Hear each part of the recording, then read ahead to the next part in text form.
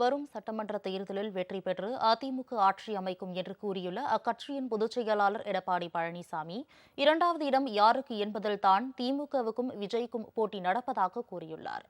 மக்களை காப்போம், தமிழகத்தை மீட்போம் என்ற பெயரில் தமிழகம் முழுவதும் பயணம் மேற்கொண்டுள்ள அவர் 158வது தொகுதியாக நீலகிரி மாவட்டம் கூடலூரில் நடைபெற்ற கூட்டத்தில் பேசினார்.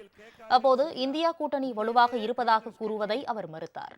மேற்கு வங்கத்தில் மம்தா பானர்ஜியும் டெல்லியில் கெஜ்ரிவாலும் தனித்து போட்டியிடுகிறார்கள். கேரளாவில் காங்கிரசும் கம்யூனிஸ்டும் ஒன்றை ஒன்று எதிர்த்து போட்டுகின்றனர். அப்படி இருக்கும்போது எங்கே ஒற்றுமை இருக்கிறது என எடப்பாடி பழனிசாமி கேள்வி எழுப்பினார். தமிழ்நாட்டின் காங்கிரஸ் தலைவர்கள் ஆட்சியில் பங்கு வேண்டும் என கூறுகிறார்கள். ஆனால் மாநில தலைவராக இருக்கும் செல்வ பெருந்தகை அது பற்றி பேசக்கூடாது என்கிறார். பல கட்சிகள் மாறி வந்த அவர் உண்மையான காங்கிரஸ்காரராக இருந்தால் இப்படி பேசுவாரா என எடப்பாடி பழனிசாமி விமர்சித்தார். வரும் சட்டமன்ற தேர்தலில் அதிமுக மகத்தான வெற்றி பெறும் என்ற அவர், இரண்டாம் இடத்திற்குத்தான் தற்போது திமுகவுக்கும் நடிகர் விஜய்க்கும் போட்டி நடப்பதாக கூறினார். கூட்டணியிலே பங்கு வேண்டும் என்று கோஷத்தை எழுப்பிவிட்டார்கள்.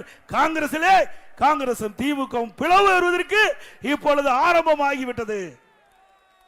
அந்த காங்கிரஸ் திமுக கூட்டணியிலே பிளவு ஏற்படுவதற்கு ஆரம்பமாகிவிட்டது.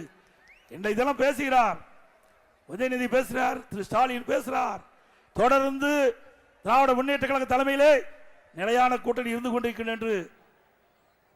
ஆனா அண்ணா திமுக அடிக்கடி கூட்டணி மாறுது என்று சொல்றாங்க.